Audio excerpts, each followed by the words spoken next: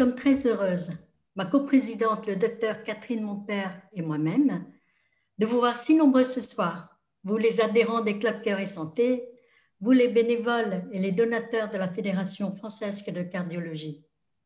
Je passe maintenant la parole à Catherine qui vous présentera notre commission et les sujets de ce soir. Oui, bien, bonjour et bienvenue à tous. Nous sommes particulièrement heureux, effectivement, de vous accueillir ce soir autour de cette thématique Cœur de femme et tabac. Alors, Cœur de femme, pourquoi? Vous savez que c'est une commission qui a été créée par la Fédération française de cardiologie, car effectivement, les pathologies cardiovasculaires chez les femmes restent encore à ce jour un vrai problème de santé publique. Savez-vous que les maladies cardiovasculaires représentent encore en France la première cause de décès? Plus d'une femme sur 4 va décéder d'un problème cardio-neurovasculaire. C'est le premier point important dans le départ de cette commission. Parallèlement, et un petit peu de façon curieuse, il y a eu des progrès extraordinaires de fait dans le traitement des maladies cardiovasculaires, puisque en une décennie, il y a eu une réduction de 50% de l'ensemble des décès liés à ces maladies cardiovasculaires. Mais lorsque l'on met un zoom un petit peu plus fort sur ces résultats, on voit qu'ils sont complètement différents selon les classes d'âge, selon les femmes, et en particulier dans les populations féminines les plus jeunes. Chez les moins de 65 ans, en particulier, la réduction de cette mortalité cardiovasculaire n'est plus que de 30%. Et lorsque l'on fait un focus plus spécifique chez les femmes de moins de 55 ans, on voit qu'il y a une augmentation des hospitalisations pour infarctus du myocarde de plus de 5% par an, ce qui est quand même très important. Donc, au sein de cette commission, notre but est de rechercher un petit peu les causes de cette disparité des effets épidémiologiques entre hommes et femmes, ça c'est une première chose, et ensuite, bien sûr, de pouvoir offrir à la population les moyens de prévenir ces maladies cardiovasculaires. C'est la raison pour laquelle cette commission est une commission pluridisciplinaire qui accueille non seulement des médecins, mais des médecins venant d'horizons divers, bien sûr des cardiologues, mais des spécialistes en tabacologie, des spécialistes en épidémiologie, en gynécologie, et également, et c'est très représentatif de notre coprésidence avec Loane, des non-médecins qui, par leur expérience, qui par leur parcours, en particulier au sein des clubs Cœur et Santé de la Fédération française de cardiologie ou des associations de cardiologie, vont pouvoir également nous apporter leur point de vue dans cette commission. Alors, pourquoi cette thématique? Lorsque l'on cherche un petit peu à expliquer les causes de cette surmortalité, et malheureusement dans les populations féminines les plus jeunes, les modes de vie viennent en premier. Bien sûr, le stress, le manque d'activité physique, une nourriture déséquilibrée qui explique le surcroît de diabète en particulier et de surpoids, mais surtout le tabac qui vient vraiment en tête de ces facteurs de risque pour expliquer cette surmortalité dans nos populations féminines les plus jeunes. Et c'est la raison de la thématique de ce soir. Nous allons donc commencer la première session avec le professeur Daniel Thomas que va vous présenter Loane. Merci Catherine. Je suis sûre que vous vous posez souvent la question. On dirait que de plus en plus de femmes fument et qu'elles sont de plus en plus jeunes. Rien qu'à voir les sorties d'école, des collèges, des lycées. Est-ce vrai? Et si cela est vrai, pourquoi? Pourquoi aujourd'hui, parmi les fumeurs, il y a presque autant de femmes que d'hommes? Eh bien, avec le premier sujet de la soirée, femmes, un siècle de ciblage privilégié de la part de l'industrie du tabac, nous aurons, pour notre question, non pas une réponse, mais vraiment un faisceau de réponses. Ce sujet sera présenté par le professeur Daniel Thomas, que certains d'entre vous connaissent déjà, puisqu'il a été président de la Fédération française de cardiologie entre 1999 et 2003. Et déjà en 1998, il a été à l'origine de la campagne de prévention Jamais la première cigarette, une campagne qui a été poursuivie à la Fédération pendant 14 ans. D'ailleurs, on devrait la reprendre parce que vraiment, il y a sujet à cela. En fait, Daniel Thomas n'a jamais quitté la maison, je veux dire la Fédération française de cardiologie, bien sûr, car pour son expertise, il est notre référence en matière de maladies cardiovasculaires et tabac. Et surtout, pour notre grand bonheur, il fait partie de la commission Cœur de Femmes. Mais nous sommes tous impatients de l'entendre, de l'écouter. Alors Daniel, je m'arrête là. Je vous passe la parole.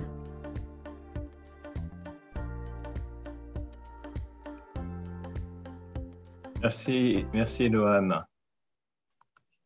Alors, effectivement, comme cela vient d'être souligné, l'augmentation du tabagisme chez les femmes, elle n'est pas venue comme ça toute seule, hein.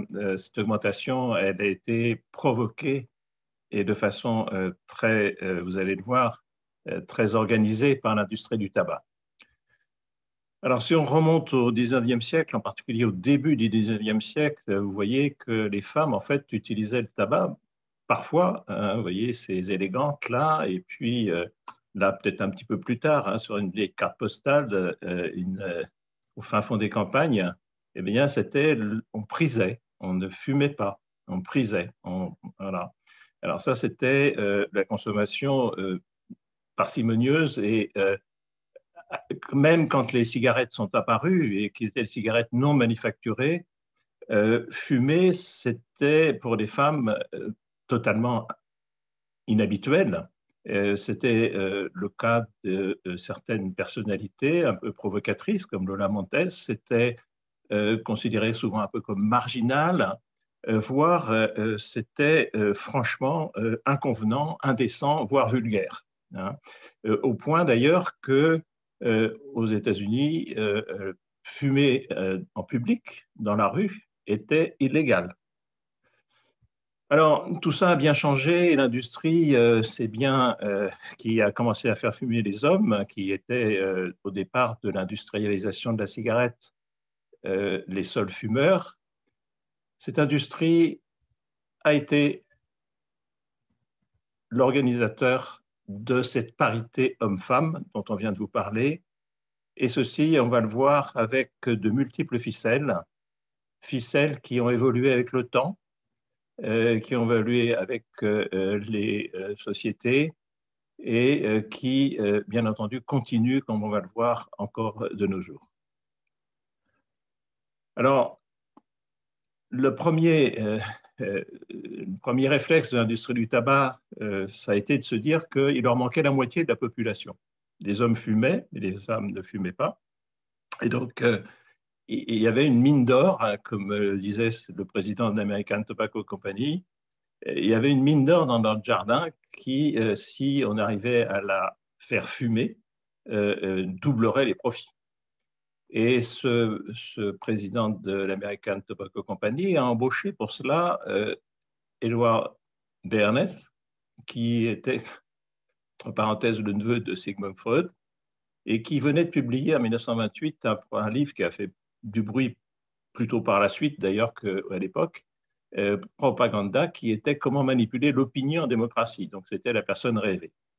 Et en fait, une des premières actions que l'industrie du tabac a fait, c'est d'arriver à faire transgresser cet interdit de fumer en public, qui était vraiment une chose qui ne se faisait pas. Et donc, ils ont profité de la parade de Pâques de 1929 pour, sur la 5e avenue, faire fumer des femmes, hein, et qui se promenaient, donc, comme elle le disait, avec les flambeaux de la liberté. Alors, bien entendu, tout cela a fait un grand scandale. mais cela a été le démarrage, en définitive, d'une vraie traînée de poudre chez les femmes, et fumer, finalement, faire comme les hommes, c'était s'affirmer, et donc ça faisait partie du discours féministe, d'égalité avec les hommes, de libération, d'émancipation, et même par la suite, et déjà à l'époque, mais encore, vous voyez ici, c'est en France en 1945, avec des femmes qui fument devant un panneau électoral, hein, et qui est, on a le droit de fumer comme on a le droit de voter, donc c'est un droit que l'on va se donner. Alors, l'industrie du tabac également s'est dit, bon, les femmes, c'est bien, mais elles ne savent pas fumer, hein. Les hommes, ils savent, mais les femmes, elles ne savent pas. Et donc, pour bien faire, il y a des cours qui ont été créés par des clubs pour apprendre aux femmes à fumer. Et ça a été même assez loin, puisque dans le Congrès international des fumeurs, organisé par la Ligue nationale pour la défense des fumeurs en 1932 à Paris, il y avait un concours de fumeurs, comme il y avait déjà eu antérieurement, mais en 1932, il y avait un concours de fumeuses. Et c'est même une Française, Mlle Suzy Pernin, qui a été la lauréate de ce concours du plus beau geste. Et en l'occurrence, ce concours du plus beau geste était réservé aux femmes. Alors, un autre biais par lequel l'industrie du tabac a fait fortune, si l'on peut dire, c'est de persuader les femmes que fumer leur permettait de contrôler leur poids et de garder la ligne. Et en l'occurrence, il y a eu des multitudes, des dizaines d'affiches différentes, et avec ce profil où vous voyez, voilà comment vous serez dans 5 ans si vous continuez à manger des sucreries au lieu de prendre une Lucky Strike. Et c'était exprimé comme ça. Et cette campagne a été extraordinairement productive pour l'industrie du tabac, puisqu'elle a fait augmenter les ventes de plus de 300% en l'espace d'1 an. Et ce thème, d'ailleurs, du contrôle du poids et de garder la ligne a été poursuivi dans le temps, puisque vous voyez ici, pratiquement presque 50 ans plus tard, eh bien, il est toujours exploité. Et c'est d'ailleurs quelque chose que les femmes ont nettement en tête. Et malheureusement, il y a même des adolescentes actuellement qui commencent à fumer sur les conseils de leurs copines pour ne pas prendre de poids ou pour maigrir. Donc ça, c'était quelque chose d'assez efficace, et malheureusement qui a un impact important sur les femmes. Alors, une autre façon de présenter la cigarette, c'est d'en faire une arme de séduction. C'est-à-dire, vous voyez, et selon les époques, vous voyez que ça a progressé de façon correspondant finalement aux critères de l'époque, hein, 1930, 1960, 1990. Et vous voyez que la façon, effectivement, de séduire avec cette cigarette a progressé, et les images également, pour aboutir à des choses un petit peu plus crues que ce que l'on avait au départ. Alors, bien sûr, également, et vous le savez, les stars de cinéma ont largement contribué. L'industrie du tabac les a mis en scène. Jean Harlow, John Crawford, Rita Hayworth, Marlène Dietrich, et puis des multitudes d'autres stars de l'époque ont figuré sur des affiches publicitaires de cigarettes pour les vanter et expliquer qu'elles fumaient telle marque ou telle autre.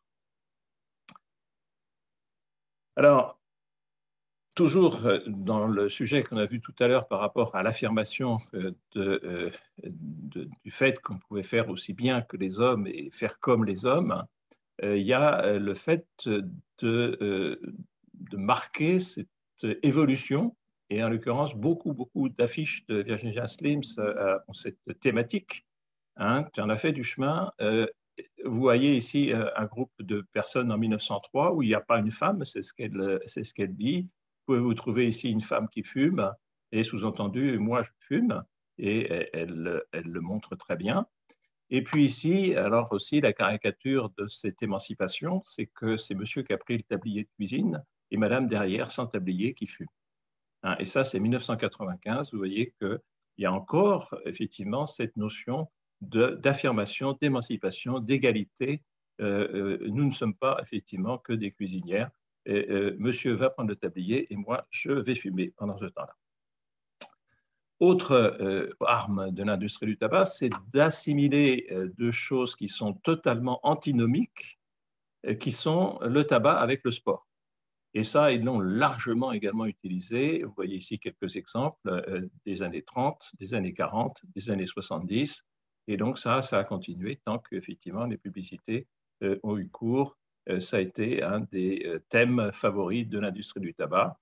Je suis sportive, voilà, et je fais comme les hommes, puisqu'il y a aussi des affiches avec des sports assez plutôt des sports effectivement qui théoriquement sont plutôt réservés aux hommes, où on voit une femme qui fume et qui boxe, enfin des choses comme ça. Alors une autre carte encore qu'a joué l'industrie du tabac et qui est une carte extrêmement efficace, ce sont les cigarettes mentholées.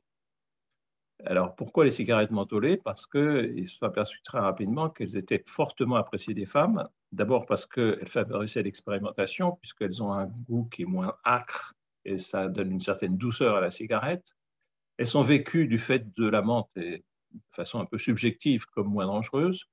Et puis, elles sont mieux acceptées également par leur odeur ou l'haleine qu'elles donnent, qui est quand même plus agréable que celle du tabac. Et par contre, ce que l'on sait, c'est que ces cigarettes mentholées sont plutôt plus addictives avec des difficultés de sevrage plus importantes. Alors, cette mentholisation des cigarettes, effectivement, on a évolué vers une interdiction de ces cigarettes mentholées. Et la dernière trouvaille, ça avait été de mettre des petites capsules dans les filtres, capsules que le fumeur ou la fumeuse, en l'occurrence, écrase pour moduler et augmenter le goût mentholé de sa cigarette. Voilà, donc ça, c'est encore un truc pour attirer et maintenir les femmes dans le tabagisme. Alors, ils ont utilisé également les conseils médicaux. Alors là, je n'aurai des multitudes également d'affiches où les médecins recommandent des cigarettes et avec des affirmations qui sont soit c'est bien mieux pour votre gorge, c'est moins irritant pour la gorge, ça n'abîmera pas vos lèvres, ça va respecter votre peau. Donc, on est avec finalement une caution médicale de la cigarette, ce qui est quand même une aberration, même si ces publicités datent d'avant 1950, date à partir de laquelle, effectivement, la toxicité des cigarettes, en particulier sur le cancer, a été mise largement en évidence. Alors, comble encore, c'est la mise en scène pour vendre des cigarettes de la maternité, de mettre des enfants en jeu dans cette publicité, voire des bébés qui affirment que leur maman apprécie largement la Marlboro. Donc, vous voyez à quoi on arrive.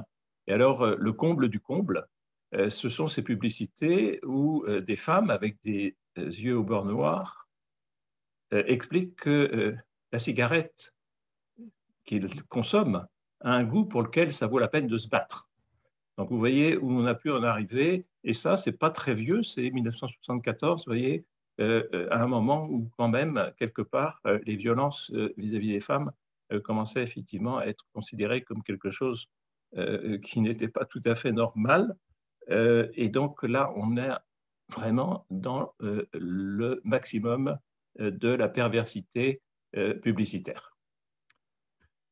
Alors, une autre chose qui a pu frapper, et ça, c'est pareil, 1970, 1990, même des abus des années 2000, vous voyez des journaux américains, Newsweek, Time, avec dedans comme sujet principal les femmes et les maladies cardiovasculaires, le cancer du sein, et vous voyez en quatrième de couverture, à chaque fois, une publicité pour le tabac.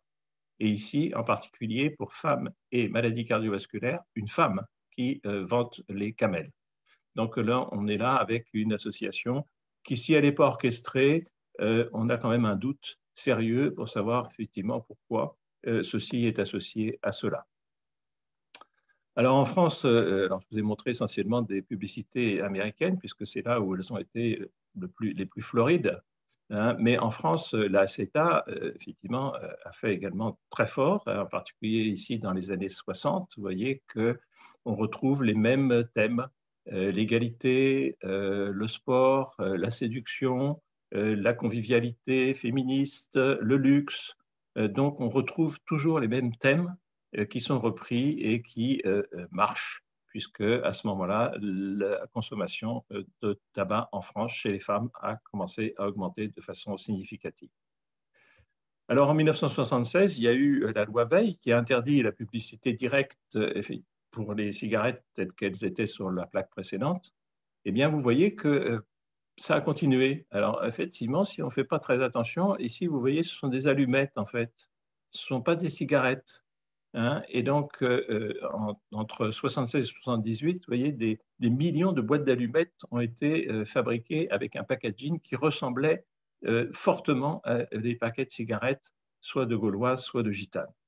Donc, on est là avec finalement un contournement de la loi par une publicité, disons, indirecte et qui utilise un autre produit que la cigarette pour faire la publicité pour les cigarettes. Alors enfin, un autre élément très important qui a fleuri surtout après l'interdiction de la publicité directe, ça a été de transférer cette publicité sur les paquets de cigarettes. Alors, soit sur la couleur, le profil des cigarettes qui se sont allongées, affinées, hein, toujours cette notion d'affinement et de contrôle du poids qu'on va retrouver dans la cigarette, en fait. Hein, donc, le design, le nom de la marque, hein, Glamour, Vogue, Corset. Donc, vous voyez que, d'ailleurs, ces marques sont maintenant effectivement des noms qui ont été interdits, hein, justement parce qu'elles étaient des points d'appel au tabagisme pour des femmes. Alors, tout à l'heure, je vous ai montré les stars d'Hollywood de l'époque. Eh bien entendu, nos stars, les stars actuelles ou nos stars à nous, elles ne peuvent pas figurer sur des publicités directes pour les cigarettes. Eh bien, qu'à cela ne tienne, hein, on va passer de l'affiche publicitaire à la photo artistique. Et là, vous avez des grands noms de photographes, hein, Edmund Newton, David Bailey, hein, et qui vous présentent des stars avec la cigarette. Et ça, ce n'est pas anodin. Et ce n'est pas forcément le choix, même si certaines de ces stars fument. Et puis, vous savez également, et vous en êtes le témoin si vous allez au cinéma, enfin, vous alliez au cinéma, pour le moment, vous ne les voyez plus beaucoup, mais vous les voyez à la télé, dans les séries ou dans les films à la télé, hein, c'est la cigarette produite dans les films. Cette cigarette qui est omniprésente et qui est parfois même tellement présente qu'on se demande vraiment s'il y en a un qui ne fume pas dans la série, et qui, bien entendu, est encore ici du placement produit avec des scénarios qui sont manifestement commandités et qui sont placés donc sans que la marque, bien entendu, soit forcément visible, bien qu'elle l'est parfois, que la cigarette soit visible et que la normalisation de la cigarette persiste dans la société. Alors, ce placement produit, il peut arriver également, et vous voyez encore ici notre star française Catherine Deneuve, hein, et quand elle exprime qu'elle est libre, eh bien, on la voit figurer avec une cigarette. Hein. Donc, il y a là encore une association, finalement, entre cette liberté et cette notion de liberté et le fait de fumer.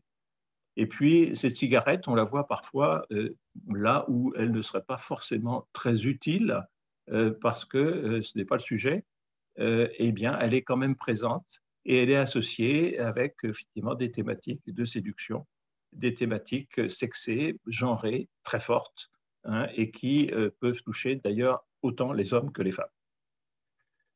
Et puis, le produit, la cigarette, peut même avoir totalement disparu. Par contre, la star est toujours là. Laetitia Casta, Jennifer Lawrence.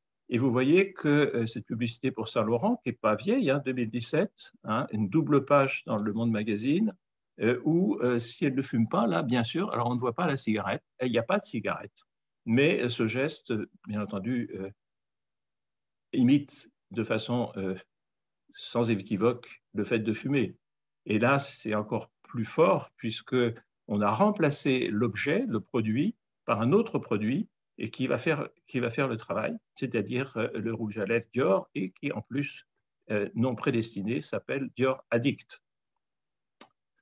Alors voilà, ça c'était le tabac. Alors maintenant, il y a les nouveaux produits du tabac, c'était les cigarettes. Maintenant, l'industrie du tabac sait qu'elle ne pourra pas éternellement compter sur les cigarettes, au moins dans les pays développés, et donc a décidé, en l'occurrence Philip Morris, qui commercialise ce produit qui est le tabac à chauffer ou tabac chauffé, IQOS, I Quit Ordinary Smoking, et qui est destiné à remplacer les cigarettes dans leur esprit et qui, bien entendu, n'a ni la caution pour sortir du tabac, puisque aucune étude n'a démontré qu'on sortait du tabac avec ce produit. Et d'autre part, c'est du tabac, et même s'il n'y a pas de combustion, il y a de la pyrolyse, et donc des produits qui peuvent être aussi toxiques, aussi bien sur le plan cardiovasculaire que sur le plan cancer, que les cigarettes. Et bien entendu, comme ils ne peuvent pas non plus faire de la publicité directe pour ce produit, eh bien, ils ont embauché une armada d'influenceurs sur les réseaux sociaux et qui vont faire la publicité pour ces nouveaux produits du tabac, et en particulier sur les jeunes. Alors là, il n'y a même plus de tabac, c'est l'industrie de la nicotine. C'est l'industrie du tabac également se reconvertit dans l'industrie de la nicotine. Ce sont donc des sachets de nicotine, hein, et donc cette entreprise est associée avec une entreprise du tabac. Et donc, c'est encore une façon, et alors là, c'est toujours pareil, les réseaux sociaux qui vont vanter ces produits et les proposer. Si vous allez sur Internet, vous allez trouver très facilement, et j'ai trouvé effectivement cela sur Internet il y a quelques jours, donc c'est très facile de s'en produire, et on vous demande juste si vous avez plus de 18 ans, mais ça, c'est très facile de cliquer sur la bonne touche. Alors, parlons un petit peu de la cigarette électronique. Alors, la cigarette électronique, ce n'est pas du tabac, c'est moins toxique que le tabac, certainement. Certains fumeurs arrivent à sortir du tabac avec la cigarette électronique, mais c'est un produit qu'il ne faut pas consommer quand on n'en est pas fumeur, et c'est un produit qui, par contre, a été, en particulier pour cette marque qui a fait vraiment un tabac, c'est le cas de le dire, aux États-Unis, Juul, a été proposé et vraiment fait avec, dans les réseaux sociaux en particulier, une publicité vis-à-vis des jeunes qui fait que la cigarette électronique chez les adolescents aux États-Unis, contrairement à la France, a été très, très importante. Or, cette compagnie a fait tellement de bénéfices, avait 80% du marché de la cigarette électronique aux États-Unis, qu'elle a été rachetée pour 35% de ses parts par Altria, qui est une internationale du tabac. Et donc, vous voyez également ici ce que l'on voyait avec les cigarettes dans les années 30 ou 40, c'est-à-dire des pin-up qui vous proposent des cigarettes électroniques avec, bien entendu, tout l'attrait qu'elles peuvent présenter.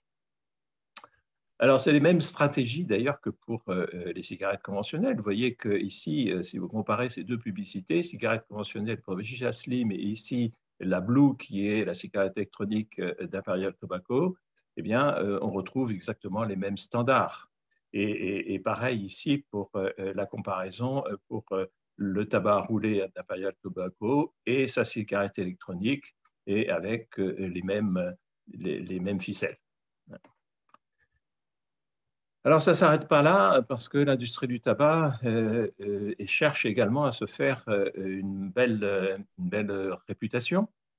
Et en l'occurrence, il y a une multitude d'opérations de blanchiment moral ou d'infiltration dans les milieux divers. En l'occurrence, dans la responsabilité sociale des entreprises, vous voyez ici, en octobre-novembre 2020, Philip Morris qui s'associe au Financial Times pour participer à un événement virtuel sur l'égalité des sexes. Égalité des sexes. Effectivement, eux, ils ont réussi pour faire adopter la cigarette. Et donc, ils se targuent effectivement de faire en sorte, effectivement, et avec de bonnes intentions, que les femmes soient payées autant que les hommes dans les entreprises, etc. Je vous passe le détail, mais je veux dire que franchement, c'est indécent. Et puis ici, dans le monde scientifique, c'est la même chose. La Journée internationale de la science pour les femmes et les jeunes filles, donc les STEAM, Science, Technology, Engineering et Math, eh bien, l'industrie du tabac, en l'occurrence Philip Morris, s'est impliquée dans cette journée internationale, qui est une journée qui est mise en œuvre par l'UNESCO et l'ONU. Eh bien, ils ont mis leur grain de sel là-dedans pour également dire, voyez, nous, on participe à des choses très, très positives.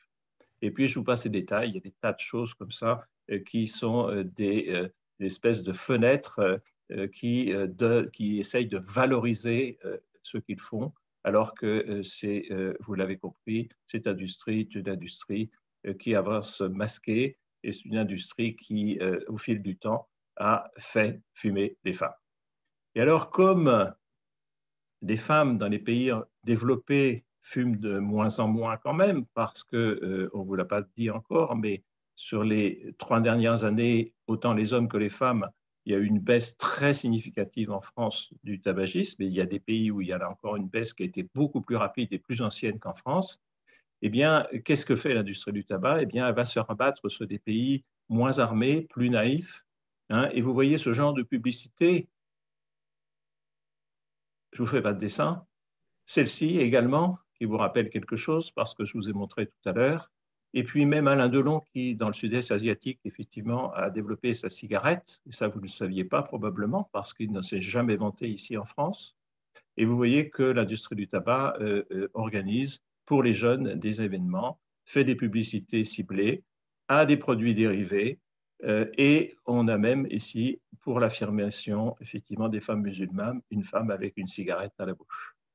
Donc, on est avec une espèce de transfert, et s'ils plaident ici pour la disparition de la cigarette et le remplacement par le tabac chauffé, en fait, ils continuent et ils augmentent leur pression pour que ces pays naïfs commencent et continuent à fumer plus largement. Alors, vous l'avez compris, cette industrie du tabac est mortifère. Elle a, en moins d'un siècle, atteint dans de nombreux pays son objectif qui était de faire fumer les femmes à l'égal des hommes. Cet objectif, il était atteint grâce à un marketing, vous l'avez compris, très ciblé sur les femmes, manipulateur, mensonger.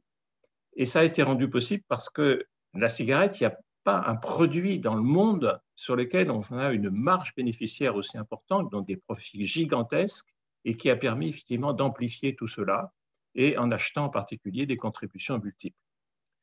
Et puis, si le déclin de la cigarette dans les pays à haut revenu est une réalité et qui va s'accentuer, un certain nombre de pays visent, et comme la France, moins de 5% de fumeurs à des délais, en France on a dit 2032, eh bien c'est compensé par une offensive qui est toujours genrée, accrue dans les pays à revenus faibles ou intermédiaires. Et puis ce déclin, eh bien, il est relayé, y compris dans nos pays, par les nouveaux produits du tabac, dont il faut effectivement se méfier, et surtout que vous avez vu, c'est le même type de marketing et qui risque également de toucher les femmes. Donc que faire? Eh bien, il faut nécessairement accompagner les femmes, d'abord en identifiant, comme on a essayé de le faire là sur l'historique, hein, mais de continuer parce que l'imagination de cette industrie n'a pas de limite, identifiant les messages genrés de l'industrie du tabac. Ils sont un peu toujours les mêmes d'ailleurs, hein, mais ils sont reproductibles, en les dénonçant en temps réel au fur et à mesure, en montrant qu'ils sont mensongers, pervers, et puis, en définitive, expliquer aux femmes que ce que veut l'industrie du tabac, en fait, c'est les priver de la vraie liberté. La vraie liberté, c'est la liberté de ne pas fumer. Voilà, donc je suis prêt à écouter vos questions et je pense qu'il y en aura. Je vais essayer de quitter. Alors, Oui, quitter, voilà. oui, Daniel, il y a des questions. Voici la première. Alors, À poids, à taille et à âge égal, à tabagisme équivalent, c'est-à-dire pour un même nombre de cigarettes par jour et même temps d'exposition, est-ce que la femme a-t-elle plus de risques d'avoir un cancer ou une affection cardiovasculaire qu'un homme? Alors, autant pour les maladies cardiovasculaires que pour le cancer, que pour la bronchopathie chronique, il semble qu'il y ait, en maladie cardiovasculaire, c'est bien démontré dans une grande méta-analyse, un surrisque de faire une maladie cardiovasculaire quand on est une femme par rapport à un homme. Attendez, Hervé, est-ce que vous pouvez retirer le diaporama parce que ça me permettra de voir un petit peu. Attendez, Oui, c'est fait. C'est fait, voilà, excusez-moi, je l'avais encore sur mon écran, c'est pour ça. Donc, il y a un surrisque de l'ordre de 25% de faire des accidents cardiovasculaires à tabagisme égal. Donc, ça, c'est ce qui ressort des études. Alors, pourquoi? C'est pas facile à expliquer. Il y a de multiples hypothèses. Il y a des hypothèses concernant le métabolisme de la nicotine au niveau cérébral qui fait qu'il y a un métabolisme accru chez la femme, en particulier pendant la période d'activité génitale, et qui fait que finalement, il y aura une consommation enfin, une imprégnation et un impact donc, du tabac qui peut être supérieur. Et donc, il y a des études qui sont faites, des études fondamentales qui sont faites au niveau des circuits cérébraux d'addiction. Il y a les artères qui sont plus petites, qui peut-être peuvent jouer un rôle, notamment parce qu'il y a des facteurs spastiques, des facteurs vasomoteurs qui font que les artères plus petites vont avoir, s'il y a un spasme, un impact plus important sur la vascularisation et sur l'oxygénation des tissus et du cœur. Voilà, donc ce sont des explications qui sont multiples, je pense. Et puis, il y a peut-être un facteur effectivement lié au gène et donc au fait d'être une femme ou un homme et qui effectivement est d'ordre génétique et que on ne connaît pas. Voilà, c'est pour cette question. Merci Daniel. Voilà la deuxième question. Pensez-vous qu'il y a une différence entre la composition du tabac, ou plutôt des cigarettes actuelles, par rapport aux années 50?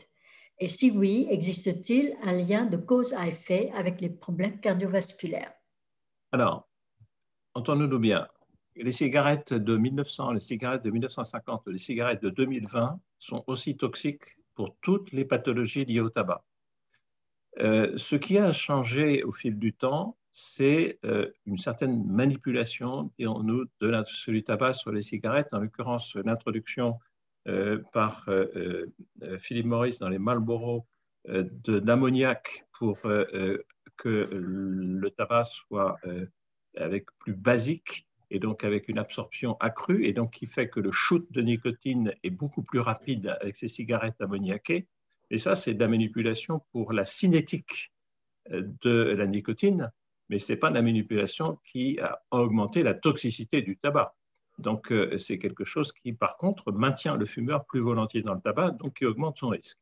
Voilà. Donc, alors, c'est pareil, hein, je veux dire, l'industrie du tabac dit il y a des cigarettes de contrebande, elles sont trafiquées, vous voyez, il y a des crottes de souris dedans, il y a je ne sais pas quoi, donc c'est beaucoup plus toxique. Non, elles sont aussi toxiques, pas moins toxiques, et les cigarettes qui sont manufacturées le sont ni plus ni moins.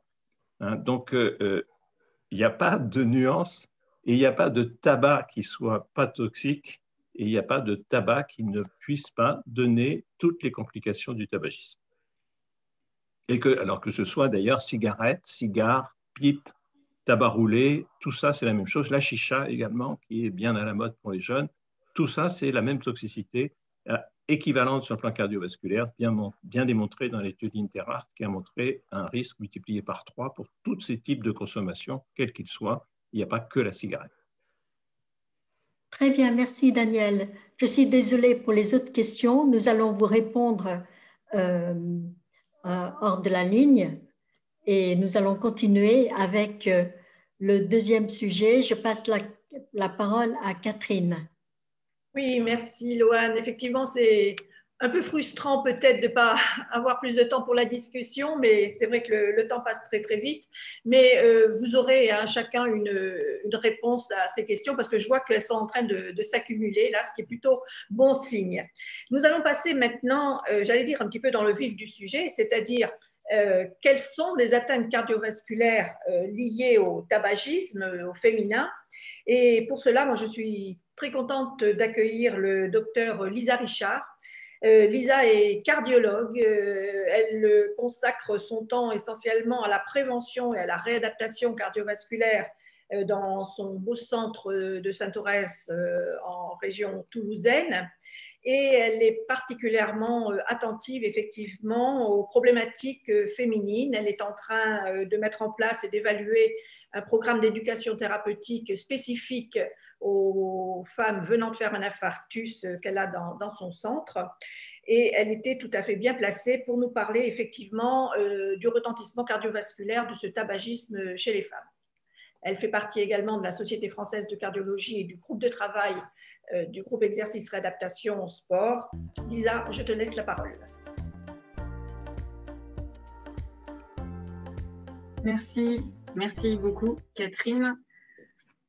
Voilà, donc c'est vrai que je suis particulièrement sensible aux problématiques de maladies cardiovasculaires chez les femmes parce que c'est véritablement une véritable épidémie comme on va le voir sur les slides qui vont apparaître.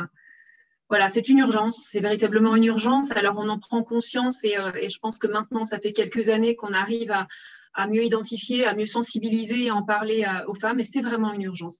C'est la première cause de mortalité chez les femmes, devant le cancer, avec 27% de l'ensemble des décès. Et il faut avoir à l'esprit que un patient qui rentre dans un hôpital pour infarctus, un patient sur 4, c'est une femme. Les maladies cardiovasculaires tuent plus de femmes que d'hommes. Sur les 150 000 décès par an, 54%, ce sont des femmes. Les maladies cardiovasculaires, elles tuent 8 fois plus que le cancer du sein. Voilà, peut-être parce que la prévention a été justement très efficace au niveau du cancer du sein. Mais en tout cas, on a encore beaucoup de chemin et de travail en ce qui concerne les maladies cardiovasculaires. Alors, entre 2002 et 2015, l'incidence de l'infarctus chez les femmes de moins de 65 ans, elle a augmenté de 50%, ce qui est vraiment très important, avec des décès attribuables au tabagisme multipliés par 2. Et bien que la mortalité globale, elle ait chuté de 50% depuis une quinzaine d'années, parce que les thérapeutiques sont plus abouties, parce que les thérapeutiques sont efficaces, et bien chez les femmes de moins de 65 ans, ce n'est pas le cas. La mortalité diminue, mais on va aller plus loin dans les chiffres pour comprendre en fait qu'il n'y a pas que la mortalité, mais c'est la morbidité qu'on va étudier, et notamment regardez cette courbe sur la gauche. Alors, je n'ai pas de pointeur, c'est un peu frustrant. Voilà. Vous voyez alors le taux d'infarctus pour la population. Donc, en bleu, ce sont les hommes et en rouge, ce sont les femmes. Et en pointillé, tout en bas, c'est la courbe des femmes de moins de 65 ans. Et vous voyez qu'entre 2002 et 2013, eh bien, il y a eu une augmentation en fait, du taux de maladies cardiovasculaires de plus de 4,4% jusqu'en 2007. Et à partir de 2008, plus 20%. Donc, véritablement une accélération de ces pathologies cardiovasculaires. Et à droite, vous voyez l'évolution annuelle moyenne du taux d'infarctus par classe d'âge, donc toujours en bleu les hommes, en rouge les femmes, et vous voyez qu'il y a une augmentation très importante du taux annuel de près de 5% chez les femmes entre 45 et 54 ans et de 3,5% chez les femmes entre 55 et 64 ans. Et ceci, ça va être expliqué évidemment par une adoption chez les femmes de comportements à risque depuis une trentaine d'années, qui sont des comportements à risque qu'on voyait chez les hommes, et notamment le tabac, le principal acteur. Alors, en ce qui concerne la prévalence du tabagisme quotidien, alors les bonnes nouvelles, Daniel Thomas nous en a parlé il y a quelques instants, c'est que le baromètre santé 2019 nous montre qu'il y a une diminution de la prévalence du tabagisme quotidien. Bonne nouvelle, alors 24% quand même des Français sont fumeurs quotidiens. Il y a une femme sur 5 qui fume quotidiennement quand même et un homme sur 4 à peu près. Alors, si on regarde l'évolution, vous remarquerez, alors j'ai mis une flèche en vert là qui montre que depuis 2014, effectivement, on voit quand même une baisse de la prévalence du tabagisme quotidien de moins 5,4 points pour les hommes et moins 3,7 points chez les femmes. Alors, ceci, c'est l'effet effectivement du plan national de lutte contre le tabagisme avec des actions qui se sont intensifiées ces dernières années. Mais vous remarquerez quand même que si jamais, non, remettez la précédente, voilà, vous remarquerez quand même que de 2000 jusqu'à 2016, c'est à peu près identique. Les lignes sont plutôt horizontales. Et en fait, c'est que depuis 2017 qu'on voit vraiment une baisse de ce tabagisme quotidien. Alors 2017, c'est le paquet neutre. Ensuite, 2018, l'augmentation encore du prix du paquet de cigarettes. Et 2019, c'est aussi le remboursement des substituts nicotiniques par la sécurité sociale. Donc, on estime que le tabagisme, c'est une maladie due à une drogue dure légale quand même, et qu'on va pouvoir traiter en administrant un traitement qui maintenant est remboursé. Alors, je crois qu'il faut mettre... peut-être cliquer pour avoir... Non. Bon, très bien. Alors, je pense que ce n'est pas tout à fait la diapo que j'avais moi, mais ce n'est pas grave. Alors, concentrez-vous sur la moitié de gauche de la diapositive. Et en fait, ça, c'est la prévalence du tabagisme quotidien selon les classes d'âge, hein, chez les hommes toujours en bleu et chez les femmes. Et vous remarquerez que les 3 premières tranches, c'est de 18 ans à 44 ans, on voit les courbes en rouge qui baissent. Donc, il y a vraiment une tendance à la décroissance du tabagisme chez les femmes les plus jeunes, jusqu'à 44 ans. Mais si vous regardez donc, les 3 classes d'âge à droite, donc de 45 à 75 ans, eh bien, les lignes rouges ont tendance à monter. Voilà, et principalement, alors on voit depuis 2 ans à peu près, hein, sur 2018-2019, une baisse de la prévalence du tabagisme, mais néanmoins, dans ces classes d'âge-là, ces femmes-là, bah, c'est les femmes qui ont commencé à fumer dans les années 80, hein, 70-80. Chez ces femmes-là, la prévalence du tabagisme, encore il y a peu, augmentait encore. Et je vous rappelle que c'est donc dans ces classes d'âge-là que la prévalence, le taux d'infarctus est le plus important. Je pense qu'on peut passer à la diapo suivante. Voilà. Alors, je ne vais pas m'étendre du coup sur l'impact du marketing parce que Daniel Thomas nous a fait un superbe exposé. Bon, c'est vrai qu'en développant voilà, une image glamour et raffinée à travers le cinéma, la publicité et la mode, l'industrie du tabac a réussi à nous berner, à nous mentir et à façonner une image positive de la cigarette auprès des femmes alors qu'il n'en est évidemment rien. Et les publicitaires ont utilisé l'argument de l'émancipation féminine et de l'égalité hommes-femmes pour pouvoir vendre leur drogue. Et pourtant, voilà, derrière un masque très glamour se cache un masque plutôt mortuaire parce que le tabac, c'est le nouveau serial killer des femmes.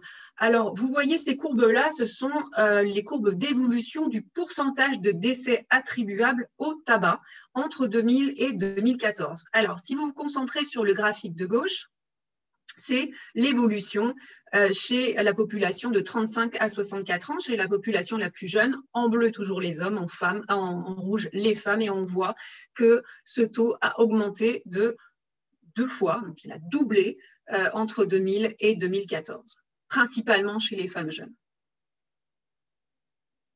On peut passer à la diapositive. Je suis un peu gênée parce que je n'ai pas tout ce que j'avais sur mes diapos à moi, mais on va s'en sortir quand même.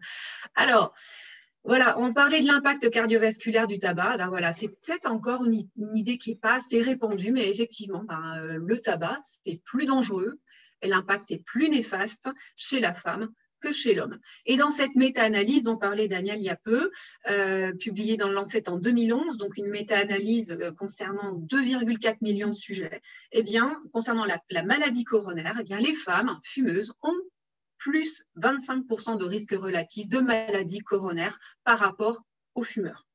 Et puis, en dessous, une étude de 2014 sur 8 études prospectives, donc environ 200 000 femmes et 75 000 hommes, eh bien, chez les femmes fumeuses, la fraction de maladie coronaire qui est attribuable au tabac est supérieure à 70% dans toutes les classes d'âge, et notamment dans les classes d'âge les plus jeunes, où vous voyez à gauche là un taux de près de 80%. Ça veut dire que le tabac est le facteur de risque numéro 1, qu'il est pourtant maintenant facile, je dirais pas facile, mais que l'on peut traiter et qui nous permettra de diminuer la mortalité précoce par maladie cardiovasculaire.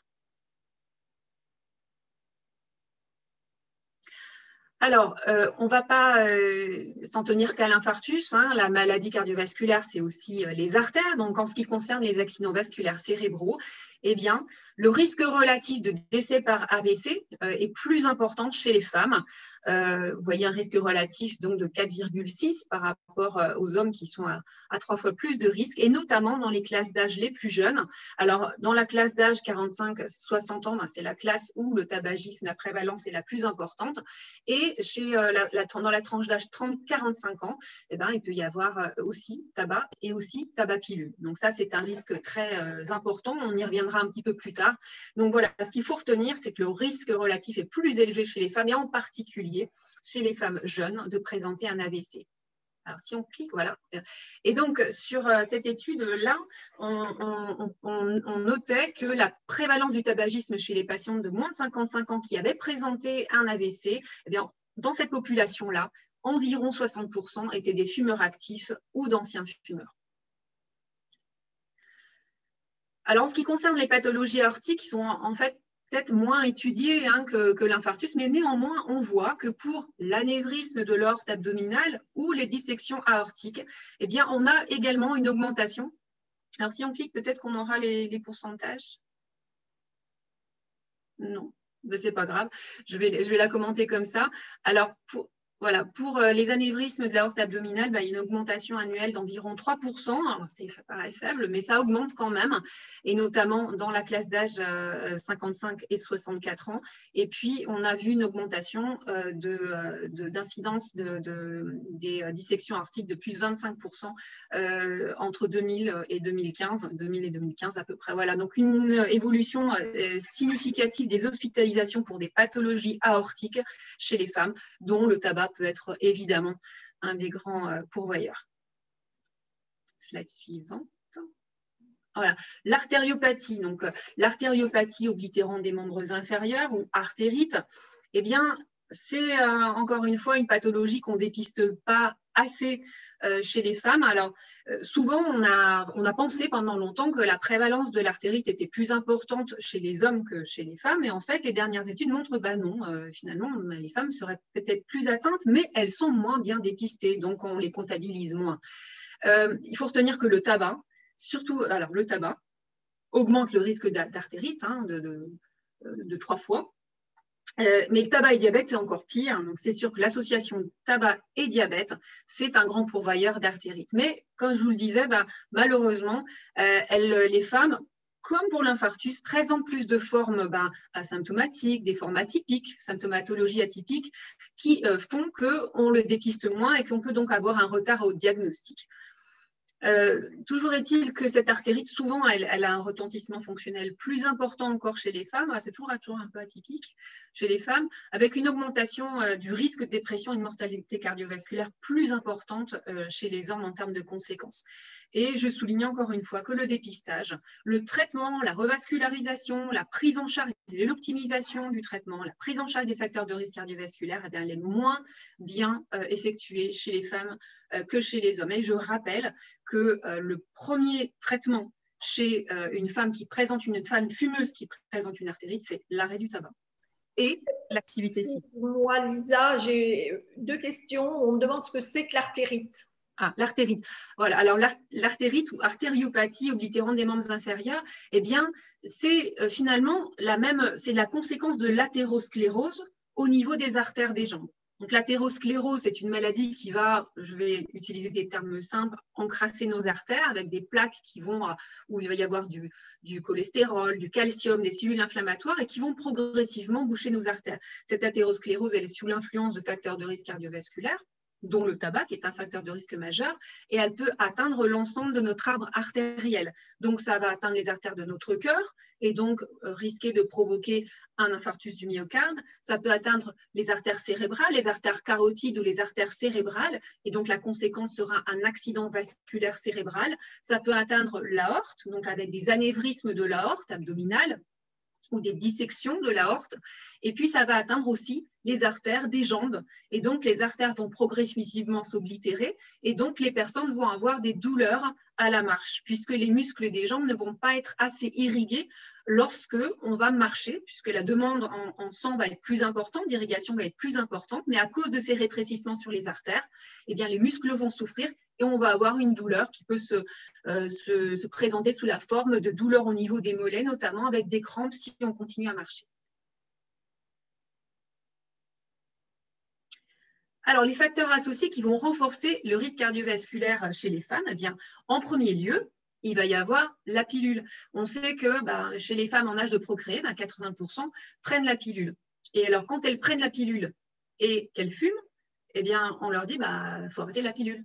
Et non, voilà, dans cette association, ce n'est pas la pilule qu'il faut arrêter, c'est le tabac. On sait que le tabac, alors je reviens brièvement, le tabac est un pourvoyeur de thrombose, donc il va augmenter le risque de thrombose artérielle et le risque de thrombose veineuse. Donc, une femme qui fume et qui prend la pilule, c'est incompatible. Donc, il vaut mieux qu'elle arrête de fumer. Et je rappelle qu'après 35 ans, la pilule, il ne faudrait pas prescrire de pilule œstroprogestative. Hein. Je donne une précision. Je parle de pilule œstroprogestative, donc de pilule de contraception orale combinée avec des œstrogènes de synthèse. Donc, chez une femme de plus de 35 ans qui fume, c'est vraiment il ne faut pas prescrire de contraception œstroprogestative, mais passer sur d'autres moyens contraceptifs. Et puis, il y a d'autres facteurs qu'on va retrouver plus fréquemment chez les patients qui présentent un infarctus du myocarde.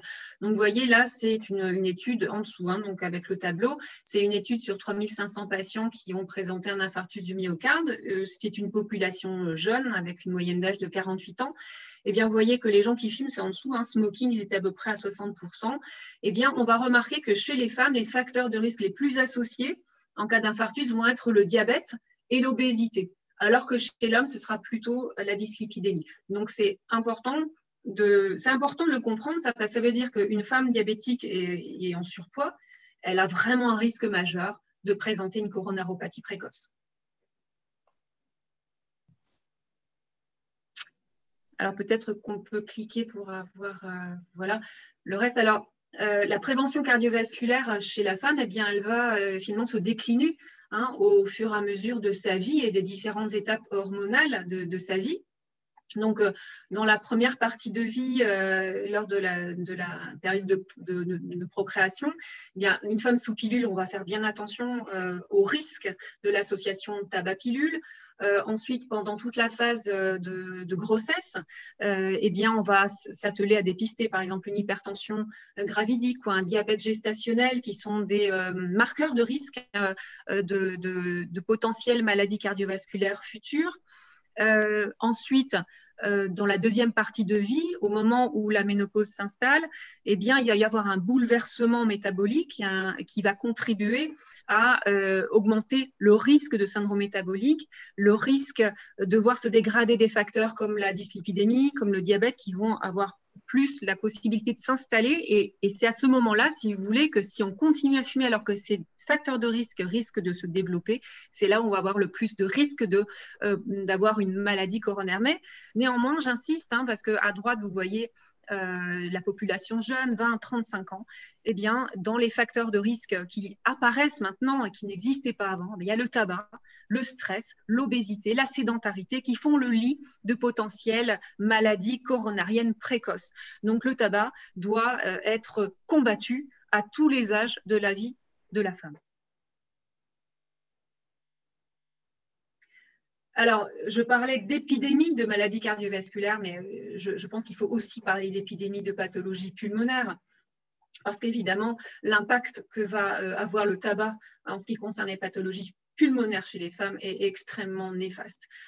Avant, voilà, on considérait que la maladie coronarienne, le cancer du poumon, la bronchite chronique, tout ça, c'était une affaire d'hommes. Mais depuis 30 ans, l'impact du tabagisme féminin, ben, on voit le résultat maintenant, à présent. Hein. Donc, vous voyez sur le graphique de gauche l'incidence du cancer du poumon. Voilà, entre 2002 et 2012, et on voit que dans la classe d'âge voilà, des 44-54 ans, des 45-54 ans et 55-64 ans, bah, vous voyez une augmentation de entre 5 et 8% de l'incidence du cancer du poumon. Et puis à droite, l'évolution annuelle moyenne des hospitalisations pour bronchite chronique. Et ben, pareil, dans cette classe d'âge notamment, hein, des 45-64 ans, une augmentation de 7 à 9% d'hospitalisation pour des pathologies pulmonaires. Donc maintenant, il paraîtrait que si jamais ce virus du tabagisme, on n'arrive pas à s'en débarrasser, eh bien, le cancer qui sera finalement qui sera le plus mortel chez les femmes ne sera plus le cancer du sang, mais ce sera le cancer du poumon. Voilà, slide suivant. Alors, c'est sûr qu'il faut qu'on aide nos patients à arrêter. On sait très bien, et bon, je ne vais pas déflorer le sujet parce qu'on va parler du sevrage tabagique après avec le docteur Voyer, mais arrêter de fumer, on doit aider les patients à arrêter de fumer, mais c'est sûr qu'en culpabilisant les patients, on sait que ça ne marche pas et on sait que ce qui marche le mieux, ça va être d'insister d'abord sur les bénéfices du sevrage tabagique. et ils sont nombreux, rapides.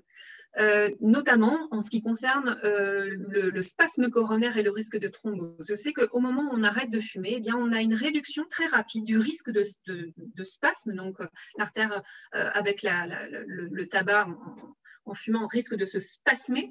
Et si on arrête de fumer, eh bien, ce risque-là diminue très rapidement. Et puis surtout, bien sûr, on va avoir une réduction majeure de la mortalité cardiovasculaire. Et de là, dans cette étude, publié en 2013 dans le Lancet, on avait suivi 1,2 million de femmes qui étaient âgées de 55 ans en moyenne. Eh bien, cette étude avait montré que d'arrêter de fumer avant 40 ans éliminait 90% du risque de maladie coronaire et avant 30 ans, on éliminait quasiment 100% du risque coronaire. Donc, c'est sûr qu'il faut arrêter.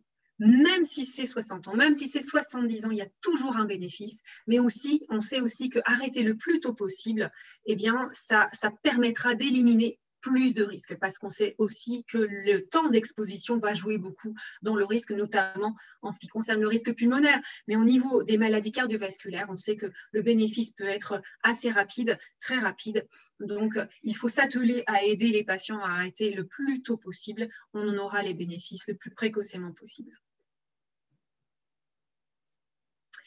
Alors, ça, c'est important d'avoir cette notion aussi à l'esprit. Le sevrage tabagique semble plus difficile chez les femmes, pour diverses raisons. Il y a des raisons qui sont liées au sexe, donc des raisons biologiques. En effet, les femmes, elles vont métaboliser plus rapidement la nicotine. Donc, si on donne par exemple des substituts nicotiniques à une dose un peu standard, eh bien peut-être que ça ne suffira pas. Donc, il faut penser à augmenter les doses de patchs, par exemple, mettre plusieurs patchs pour atteindre la dose et rajouter des formes orales si nécessaire pour atteindre la dose qui permettra à la patiente d'être confortable sans avoir de syndrome de manque. Donc ça, c'est important parce qu'on s'est aperçu qu'en fait, le sevrage était plus difficile chez elle et que souvent déjà elle demandait moins d'aide et que le sevrage n'était pas forcément aussi efficace que chez les hommes. Et il faut avoir ça à l'esprit, c'est que les œstrogènes vont augmenter la métabolisation de la nicotine. Donc, bien adapter les doses de patch. Et puis, il va y avoir aussi des raisons qui sont liées au genre. Donc, ce sont des raisons plutôt socio-culturelles. Eh bien, les femmes, elles ont plus de difficultés à arrêter parce qu'il y a des contextes de stress socio-familial, des contraintes familiales plus importantes, de devoir associer sa vie de famille avec sa vie professionnelle, des conditions de précarité plus importantes chez les femmes. Et puis aussi des risques de dépression plus marqués au moment, donc qui vont rendre un peu plus difficile le sevrage parce qu'on pense que si on arrête de fumer, bon, on va être déprimé, ce qui n'est pas vrai.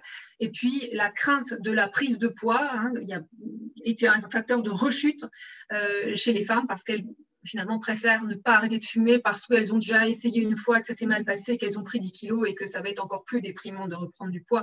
Donc ça peut être un petit peu délicat. Mais en tout cas, il y a toujours un moment, il y a un moment clé qu'il faut, je dirais, pas louper, un espèce de virage que la femme peut prendre à ce moment-là. Il ne faut pas louper le coche, c'est quand elle est enceinte. Et l'entrée en parentalité, ça peut vraiment être un moment clé pour augmenter les chances d'arrêt et de l'aider à ce moment-là.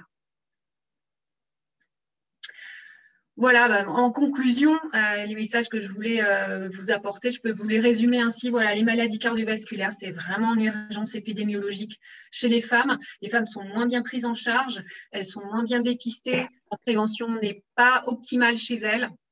Le tabagisme, c'est le facteur qui est le plus évolué chez les femmes ces dernières années. C'est le facteur à plus haut risque cardiovasculaire par rapport aux hommes et pourtant dont la correction peut apporter un bénéfice rapide et majeur et permettre de prévenir la mortalité précoce par atteinte coronaire.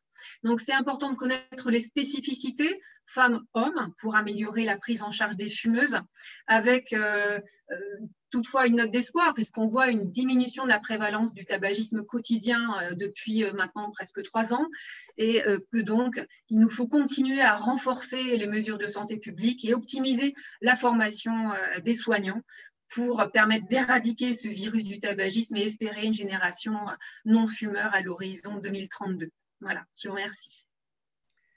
Merci beaucoup, Lisa. Et belle conclusion et beau challenge. Oui. On a eu beaucoup de questions, mais finalement, au fur et à mesure, on a répondu à toutes ces questions. C'était des associations, effectivement, tabac-pilule, des questions également sur les temps, le délai à partir duquel l'arrêt du tabac entraînait des bénéfices au niveau cardiovasculaire. Là, tu l'as bien mis en évidence. J'ai une question d'une dame qui fume des cigarettes slim et qui voulait savoir si le risque était moindre. Donc, ou toi ou Daniel, rapidement. Je pense que Daniel sera plus à même de répondre à cette question plus Non, précise. c'est ce que je vous ai dit tout à l'heure. Je veux dire que les cigarettes légères, d'ailleurs, c'est interdit actuellement d'appeler les cigarettes légères. C'est interdit de façon internationale. C'est un leurre absolu de l'industrie du tabac. Elles ne sont pas plus légères que les autres et pas moins toxiques. Et de même, les filtres ne servent à rien.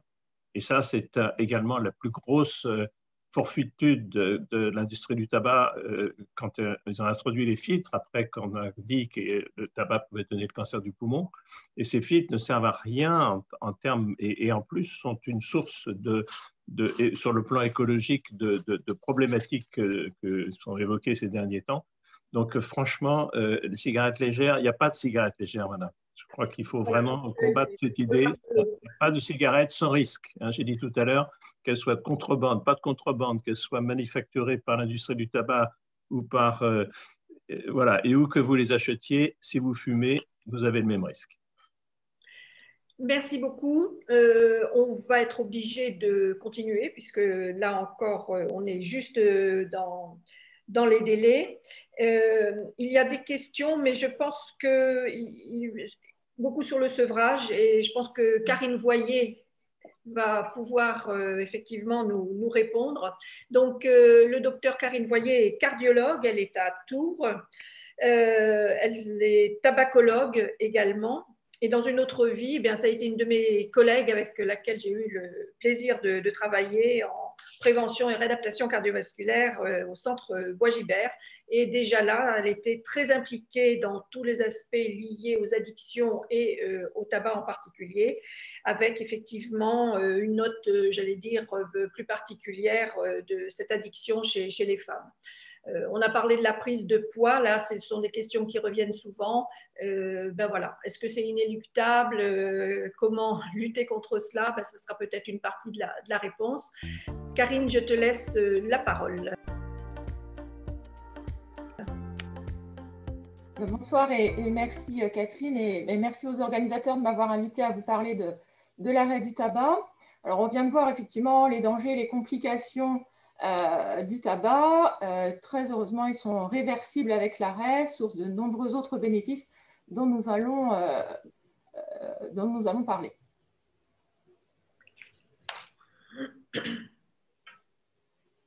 Alors, vous pouvez passer les… C'est pas moi qui ai la main. Donc, les bénéfices de l'arrêt, comme on vient de le voir, vont améliorer énormément votre santé et de façon très rapide, puisque en 24 heures, le monoxyde de carbone étant éliminé, le risque d'infarctus diminue déjà. Les bénéfices vont apparaître très rapidement, tant sur le goût, l'odorat, le sommeil, la fatigue, mais en dehors de tous les bénéfices sur la santé, c'est également de façon beaucoup plus globale et générale sur la respiration, sur le fait de se sentir en meilleure forme. À la fois aussi, ça va permettre de protéger la santé de son entourage, de ses enfants, par le rôle du tabagisme passif. C'est aussi l'occasion de faire de sacrées économies, maintenant que le paquet de cigarettes est à 10 €, et de se faire plaisir, de prendre soin de soi. Ça va améliorer le teint, les cheveux, les dents. C'est un rôle très important sur la fertilité et la baisse du risque de complications, comme on vient de le voir, de l'association avec la pilule. Et puis également, un rôle important qu'on connaît malheureusement pas suffisamment, même si on arrête de façon très transitoire et même juste la veille d'une intervention, on va réduire le risque lié notamment à l'anesthésie et améliorer les cicatrisations. Alors pour ça, c'est important de comprendre les différents mécanismes qui vont se mettre en place pour trouver la bonne stratégie pour réussir son projet par rapport à l'arrêt du tabac. Alors, il y a différentes dépendances, et notamment la dépendance physique. Le manque physique, il est lié à la nicotine. qui va déclencher les envies de fumer dans une zone très archaïque du cerveau qui n'est pas contrôlable par la volonté. Et ce qui est important de comprendre, c'est que cette dépendance à la nicotine, elle va être liée au fait que c'est le mode d'absorption du tabac par la fumée de cigarette qui fait vraiment un shoot de nicotine. En quelques secondes, la nicotine arrive au cerveau et c'est ça qui déclenche toutes les hormones du plaisir et des neurotransmetteurs très subtils au niveau du cerveau qu'on ne va pas détailler ce soir, ça n'a pas d'intérêt. Mais c'est vraiment ce rôle de shoot qui est très important. Alors, qu'est-ce qui se passe si d'un coup, on enlève la nicotine? Eh bien, il y a des signes de manque. Et les signes de manque physiques, c'est déjà principalement une très, très forte envie de fumer. C'est le fait d'être énervé, irritable, d'avoir les nerfs à fleur de peau, d'avoir faim et de manger plus, d'avoir des troubles du sommeil, d'être constipé, mais également la déconcentration, de la déprime. Alors, cette dépendance, elle va être physique, elle est évaluée notamment avec le test de Fagerström, mais de façon très simplifiée, une question très importante va être le délai entre le réveil et la première cigarette, ou en tout cas, notamment chez les femmes, l'envie de la première cigarette, parce que parfois, quand on est très occupé avec le matin, les enfants, voilà, l'envie, elle est là, mais pour autant, elle n'est pas consommée, cette cigarette. Et quand ce délai est moins d'une demi-heure, il y a une dépendance physique qui n'est pas négligeable. S'y associe, et chacune des dépendances peut être associée avec des degrés plus ou moins importants en fonction des fumeuses, une dépendance qu'on appelle psychologique, c'est-à-dire que le tabac est également associé aux sensations, aux émotions, que ce soit la sensation de se sentir plus détendu, de décompresser, les circonstances de socialisation liées à l'utilisation de la cigarette. La dépendance comportementale, c'est le fait que certains lieux, certaines personnes, certaines situations, et notamment des choses assez communes sont les pauses, le café après la fin du repas, qui vont être en fait une sorte de geste réflexe, une habitude. Et en fait, le cerveau va construire une espèce de carte postale où il y a une certaine tasse dans un certain endroit de la maison ou du travail, un certain café et la cigarette qui est associée. Et ça, c'est important de le comprendre parce qu'une des astuces, ce sera de créer des nouvelles cartes postales sans cigarette. Alors, quels sont les outils du sevrage à notre disposition pour réussir à arrêter? Eh bien, déjà, les substituts nicotiniques, ce sont donc des médicaments qui ont fait leurs preuves, qui sont des médicaments qu'on connaît depuis très longtemps, avec des études très poussées scientifiques, et notamment chez les gens cardiaques. Donc, ils sont sans danger. Et ils sont sans danger parce qu'il n'y a pas de ce fameux shoot dont on parlait tout à l'heure. Il s'agit à la fois des patchs avec différentes formes, différents dosages, des formes orales, c'est-à-dire à sucer ou en spray. Mais le patch, déjà, il va agir très doucement en passant à travers la peau, donc c'est vraiment très lent. La pastille, elle va agir relativement vite, mais en quelques minutes, en tout cas pas en quelques secondes, et donc il n'y a pas de shoot. Ces médicaments sont très, très importants et très utiles, puisque à la fois sans danger, et surtout, ils augmentent de plus de 70% les chances de réussir. À condition, et ça c'est vraiment la chose très importante, c'est d'être à la bonne dose. C'est-à-dire que le cerveau, il est habitué à une certaine dose en fonction du nombre de cigarettes qu'on fume, mais également dans la façon dont on fume. Est-ce qu'on les fume en entier? Est-ce qu'on fume vite? Est-ce qu'on tire fort sur les cigarettes? Et ça fait qu'on inhale plus de fumée. Qu'est-ce qu'on fume? Alors, on parlait que toutes les cigarettes sont toxiques, mais par exemple, les cigarettes roulées vont brûler, enfin, le tabac va brûler un peu différemment et on va inhaler plus de fumée. Ce qui fait que quand on fume une roulée, par exemple, c'est l'équivalent d'en fumer 2 en paquet. Donc, on peut avoir l'impression parfois de dire je ne fume pas beaucoup, 5, 6, 10 roulées. En fait, on fume l'équivalent d'un paquet. À condition également d'être utilisé à la bonne durée. Le manque en nicotine, c'est ce qui va durer dans tous les produits additifs le plus longtemps. Et c'est-à-dire que le cerveau va être en manque physique entre 4, 6, voire jusqu'à 8 semaines si on arrête d'un coup et qu'on n'ait pas de choses en place pour empêcher ce manque physique. Et donc, il faut trouver la bonne dose et pendant au moins 1 à plutôt 2 mois, garder cette même dose avant de commencer à diminuer et on diminuera de façon très progressive. Et puis une bonne technique, c'est-à-dire que, on l'a dit, le patch, il met un peu de temps à faire effet, donc l'idée, c'est de le mettre le plus tôt possible le matin, idéalement dès qu'on se réveille, de bien décoller le sparadrap, de bien appuyer. Après, on peut le coller n'importe où.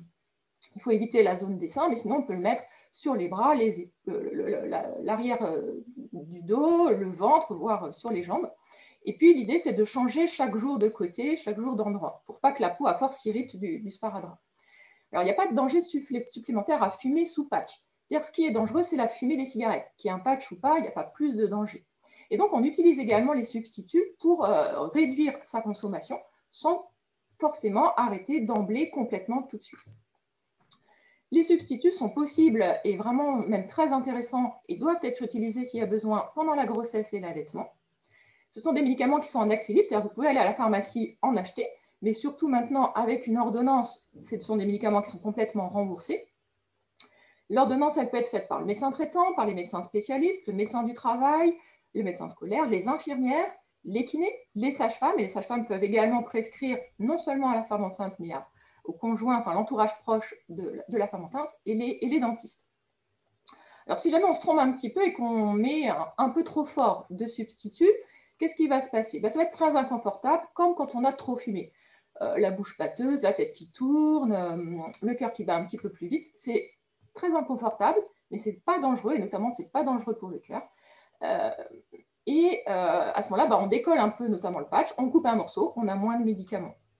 À l'inverse, si on hésite un petit peu et qu'on n'en met pas assez, c'est là qu'est la zone de danger, parce que ça, la fumeuse ne va pas étiqueter, enfin, va pas reconnaître forcément qu'elle est en manque, et le risque, c'est de fumer, et puis de se décourager et de craquer. Alors, les autres médicaments utilisables pour arrêter de fumer, la varenicline, c'est un médicament qui va se fixer, donc en comprimé, qui va se fixer sur les récepteurs du cerveau, qui réduit les envies et le plaisir. C'est un médicament qu'on dit de deuxième intention, c'est-à-dire qu'on l'utilise si notamment les substituts n'ont pas fonctionné. C'est un médicament qui est contre-indiqué chez les mineurs et qui est contre-indiqué pendant la grossesse ou l'allaitement. La cigarette électronique ou vapoteuse, ce n'est pas un médicament, c'est un produit de consommation, mais ça peut être un outil utile dans une utilisation transitoire. Alors, voilà, vous allez un peu trop vite. Donc, voilà, vous pouvez passer. Et donc, quand on a un petit peu défini où on en est, ce qu'on souhaite, qu'on a fait le point de son éventuelle dépendance, on va un petit peu se préparer pour préparer le fameux jour J. Alors, on peut choisir une date, ou une date d'arrêt, ou une date de début de réduction, ou une période. Alors, il n'y a jamais de moment parfait. Pour certains, le fait des vacances, ça va être pratique et un moment plus serein, plus tranquille pour arrêter. Pour d'autres, au contraire, ça sera plutôt l'hiver, par exemple, quand le fait qu'il fasse froid, qu'il pleut, pour sortir fumer, c'est un peu pénible. Et ça sera favorable. Ça peut être une date anniversaire, ça peut être le 1er janvier, ça peut être lors d'un déménagement. Mais il n'y a pas de moment donc parfait. Et en tout cas, le meilleur moment, ce sera celui qu'on va choisir, et que soi-même.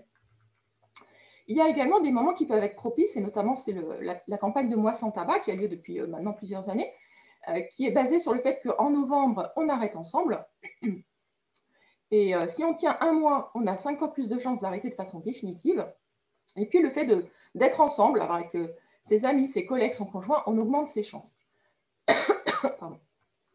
Il y a également la journée du 31 mai, qui est la journée mondiale sans tabac, où là aussi, on va avoir des campagnes d'information, d'explications, des spots publicitaires, plein de choses qui vont être mises en place pour en parler, pour faire le point et pour aider. Pour certains, diapo suivante, ce sera... on va aussi, ce sera l'occasion d'en parler, de prévenir ses proches, son conjoint, ses amis, ses collègues. Ça va permettre d'ancrer la démarche, d'avoir du soutien, de la compréhension, de la tolérance. Si jamais un jour on est un petit peu plus agacé, quand on sait ce qui se passe, on comprend mieux, on est plus tolérant, et puis on va avoir plus d'encouragement. Ça peut être aussi un partage d'expériences.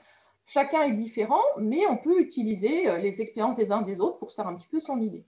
Et puis surtout, on peut évoquer que comme on va arrêter de fumer, ça serait sympa de ne pas fumer juste à côté de moi ou de ne pas me tenter.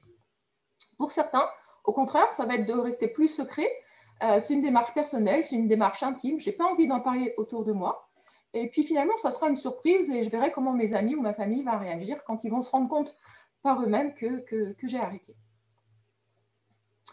Alors, on va finalement passer à l'action et s'organiser.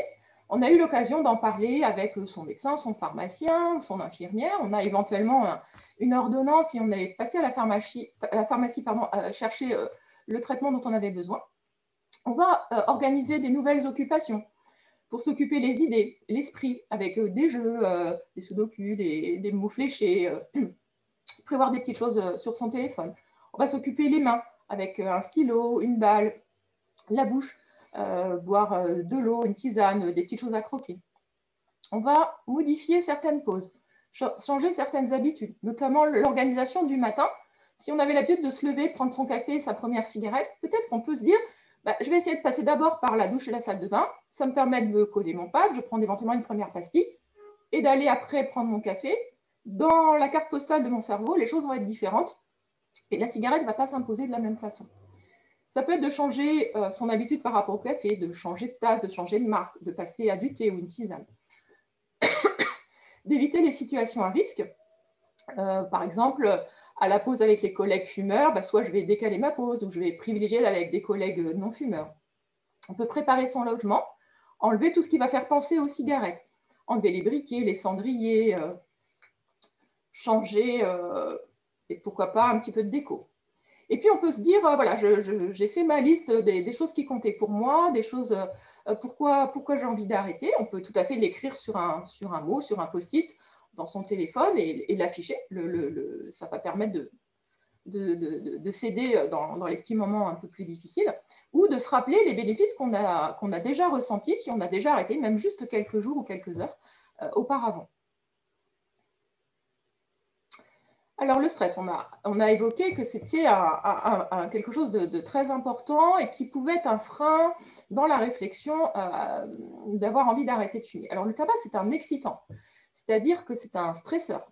Et donc, en arrêtant, on enlève un facteur stressant, et bien vous serez plus sereine, plus calme, il y a un bien-être mental et général qui va s'installer, moins d'angoisse. Passer la période, évidemment, initiale, où si on a du manque physique et que le stress, c'est un signe de manque physique, à ce moment-là, il faut absolument lutter contre ce manque et ajuster, si besoin, le traitement de substitution, notamment, pour que les choses se passent sereinement. Alors, qu'est-ce qui va aider à se débarrasser du stress? C'est de faire des activités plaisantes, se décontracter, aller se promener, avoir des loisirs créatifs, pourquoi pas. Apprendre à respirer, à faire la respiration abdominale, se reposer, se réserver des moments de calme. Et puis, marcher, bouger, ça va permettre aussi d'évacuer les pressions, les tensions. Et puis, on peut également profiter pour apprendre à mieux gérer le stress par les techniques de sophrologie, de relaxation, de yoga, les TCC, c'est-à-dire les thérapies cognitivo-comportementales, voire avoir un soutien psychologique pour aider à passer cette étape de vie et de séparation du tabac. Le poids, également un facteur très important, notamment chez les femmes. En fait, la fumée de cigarette va consommer des calories. Ce qui fait que la fumeuse quotidienne est à un poids inférieur à son poids normal. Donc, si juste on enlève les cigarettes sans rien changer, la femme va retrouver son poids normal, qui est l'équivalent de prendre 3-4 kilos pour l'équivalent d'un paquet de tabac par jour, à peu près, un paquet de cigarettes par jour. Mais là aussi, il y a des solutions pour éviter de prendre ces quelques kilos et surtout éviter de prendre, ce qui inquiète souvent les femmes, c'est le risque éventuel de prendre beaucoup de poids. Et qu'est-ce qui se passe à ce moment-là? Principalement, c'est le manque physique. Par la faim, les grignotages qui vont faire prendre du poids. Et donc là encore, il faut absolument lutter contre le manque et ajuster notamment la substitution. Dans les grandes astuces pour lutter contre la prise de poids, c'est de faire 3 repas, c'est-à-dire un petit déjeuner. Alors si on n'a pas l'habitude, ça peut être des choses simples, hein, déjà ne serait-ce qu'un jus de fruits, et puis petit à petit, on va prendre l'habitude de manger un petit peu le matin, un repas le midi, un repas le soir, et pourquoi pas une collation pour ne pas avoir trop faim ou pas craquer quand on arrive après le travail à la maison et manger, là justement grignoter des choses qui vont être tout à fait riches en calories. Pour ne pas craquer après à la maison, il faut aussi peut-être éventuellement réfléchir et modifier quelques petites choses, notamment quand on fait ses courses. Apprendre à lire les étiquettes, à choisir selon ce qu'on va ramener de course et mettre dans ses placards, le soir, surtout quand il y a le couvre-feu, si on n'a pas dans les placards, on ne va pas craquer. En cuisine, le temps qu'on va gagner à ne plus fumer, on peut prendre plaisir à préparer des repas et donc à faire une jolie table et passer un bon moment de plaisir pour le repas. Et puis à table, faire attention aux portions, et à faire attention de ne pas se resservir. Notamment, vous êtes allé trop vite, dans les choses à privilégier, c'est de consommer plus de fruits, plus de légumes, plus de poissons, qui sont à la fois moins caloriques, riches en vitamines, riches en fibres, moins de sel, moins de gras, moins de produits transformés qui sont extrêmement caloriques, moins de soda. Bien boire tout au long de la journée, le fait aussi de boire et d'avoir l'estomac rempli, ça va aider à avoir moins envie de fumer. Éviter l'alcool, qui à la fois apporte des calories, et alcool et tabac sont très associés. L'un appelle l'autre, c'est-à-dire quand on a pris l'alcool, on a plus envie de fumer, et quand on fume, on a plus envie de prendre de l'alcool. Donc, en fait, en évitant l'un, on aide à éviter l'autre. Et puis faire le point avec une diététicienne pour avoir vraiment des conseils sur mesure en fonction de son âge, de ses habitudes, de ses goûts. Et c'est des choses qui peuvent être remboursées par certaines mutuelles. Donc, n'hésitez pas à vous renseigner auprès de votre mutuelle et auprès des diététiciennes. Et puis sinon, il y a sur le site Manger Bouger, qui est un site national, tout à fait sérieux. Vous avez plein de conseils, plein d'explications, plein d'astuces, donc des recettes, des idées de menus, par exemple. Et puis bouger, puisque le fait de bouger, ça va consommer des calories, ça va éviter la prise de poids, et puis ça permet d'évacuer le stress, qui là aussi est lié au grignotage. Et ce n'est pas de faire des choses difficiles et compliquées avec du sport, comme on pourrait l'entendre, des choses intensives, bien au contraire, plutôt des choses douces, d'endurance, et ne serait-ce qu'aller faire un petit tour à pied, un peu de vélo, de privilégier les petits trajets à pied pour aller chercher le pain, le journal, au travail quand on peut. Tout ça va être extrêmement bénéfique. Le sport, effectivement, c'est un allié très précieux puisque l'activité physique elle-même va diminuer les symptômes de manque. Quand on fait du sport, on se sent mieux. Et donc ça, quand on se sent mieux, on a aussi moins envie de fumer.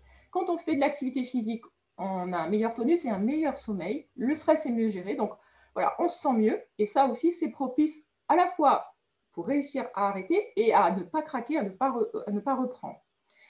Ça, c'est de façon globale. Et puis après, un accident de santé, que ce soit notamment un infarctus, mais pas seulement, ça peut être aussi dans le cadre de l'artérite, dans le cadre d'un accident vasculaire ou d'une découverte d'un problème pulmonaire. Il y a tous les services et les centres de réadaptation cardiaque et vasculaire, les centres de réhabilitation pulmonaire, y compris en ambulatoire, qui sont des lieux et des moments très propices avec des soignants vigilants, formés.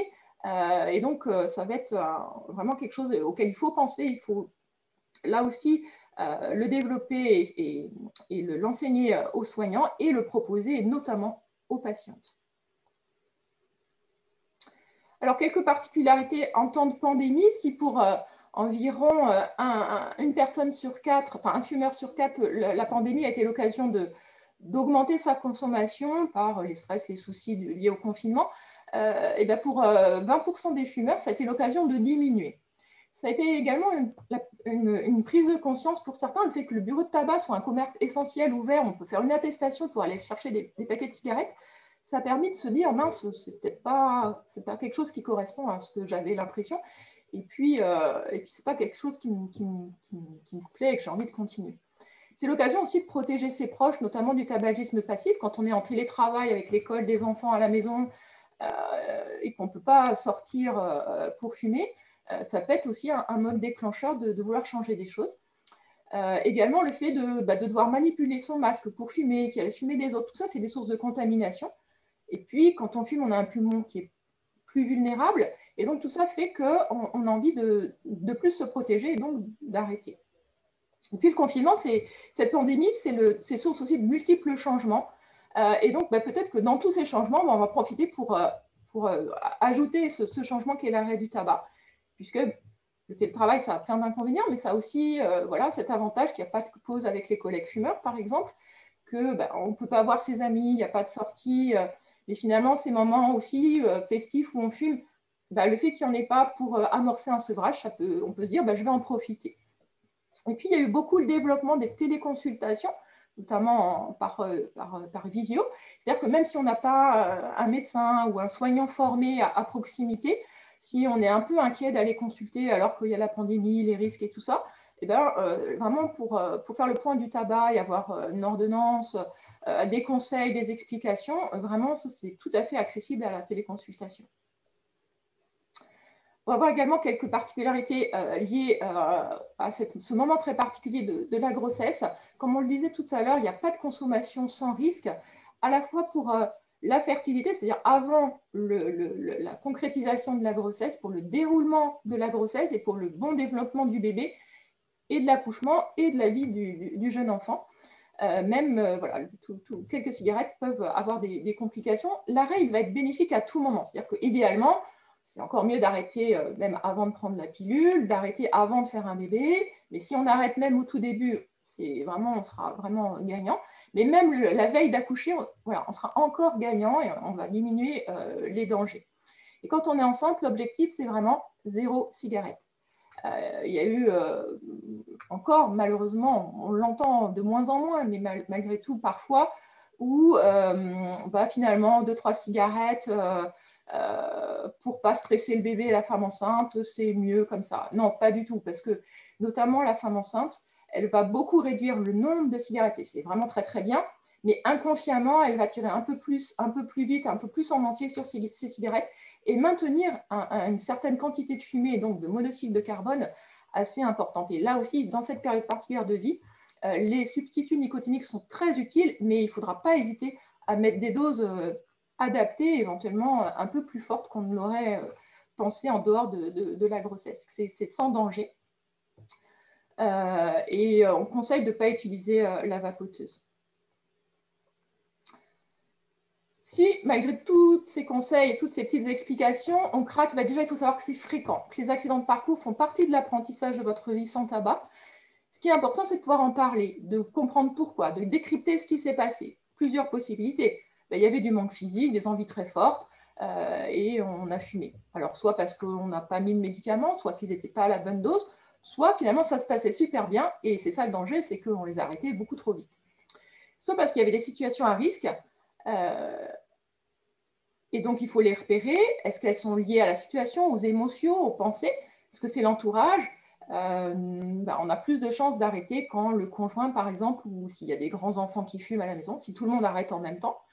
Est-ce que c'est lié au moral? Est-ce que c'est lié à la prise de poids? Et en fonction de ce qui s'est passé, surtout, on va le décrypter pour mettre des outils en place pour que ça ne se passe pas de la même façon la fois prochaine. Donc, surtout, ne pas se décourager, se rappeler la liste des motivations qu'on avait au départ, les petites astuces qu'on avait évoquées. Et puis, essayer d'arrêter, ça sera toujours une victoire, parce que plus on essaye, plus on va y arriver.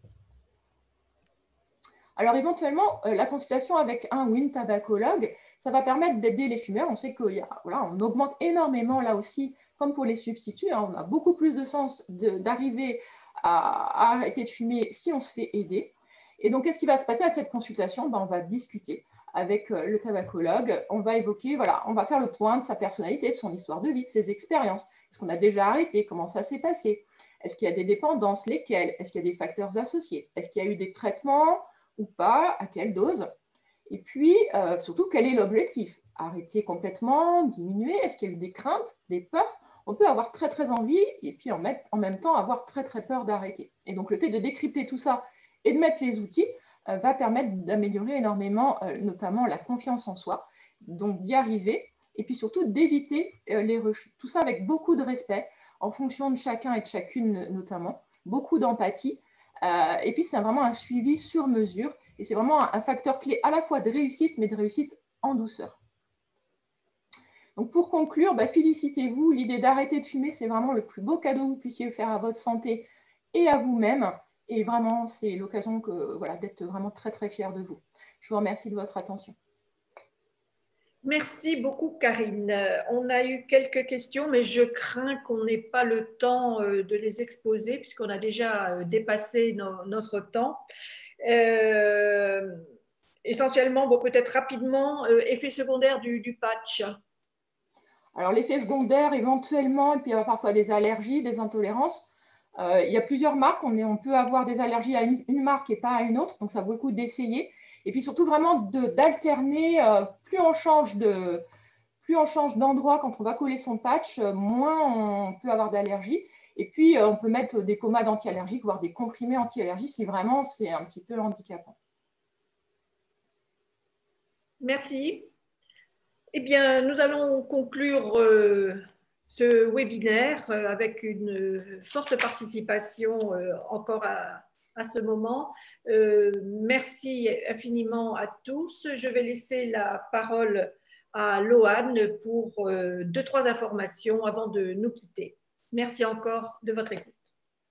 Bien, parmi les informations, eh bien, j'en profite pour parler un petit peu des clubs corps et santé, car c'est important que les clubs soient là puisqu'ils font le suivi juste après la phase 2 qui se passe en centre de réadaptation ou bien en milieu hospitalier.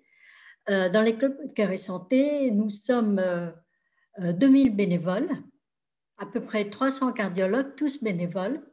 En France, répartis sur tout le territoire français, il y a 270 clubs. Donc, vous pouvez toujours trouver un club près de chez vous. Ces clubs sont gérés par un non-cardiologue, un couple non-cardiologue de responsable et puis un cardiologue référent. Les activités que nous proposons, eh bien, c'est tout ce que le docteur Karine Voyer vous a parlé, c'est-à-dire les activités physiques, les activités anti-stress, les activités physiques, surtout pour la phase 3, essentiellement encadrées par des professionnels de santé. Mais les bénévoles, nous sommes tous qualifiés, nous sommes formés pour faire de l'encadrement. Voilà. Pour les clubs corps et santé, c'est important d'en parler. C'est 2000 bénévoles quand même et un grand merci aux bénévoles. Bien. C'est notre premier webinaire, mais il y en aura d'autres. Les thèmes ne manquent pas et vous verrez, les uns les autres sont aussi passionnants et aussi instructifs. Et ce sera toujours dans le cadre de notre combat pour la santé du cœur des femmes. Je dis bien combat pour faire écho à la conclusion du docteur Lisa Richard tout à l'heure, mais je le dis aussi parce que c'est une alerte de santé publique, c'est un problème très grave et parce que les femmes, elles valent bien. Que vous soyez si nombreux à ce séminaire, ce webinaire nous conforte, mais il faut que nous puissions atteindre les personnes qui ne sont pas ici aujourd'hui. Alors, nous comptons sur vous pour relayer notre message, car vous êtes les meilleures ambassadrices, vous êtes les meilleurs ambassadeurs auprès de vos amis, vos collègues et vos proches. En attendant, rendez-vous en mai et en juin pour 2 webinaires de la Fédération sur d'autres sujets. Maintenant, il ne nous reste plus qu'à vous remercier encore et à vous souhaiter une excellente soirée. Au revoir. Merci à tous. Merci, au revoir.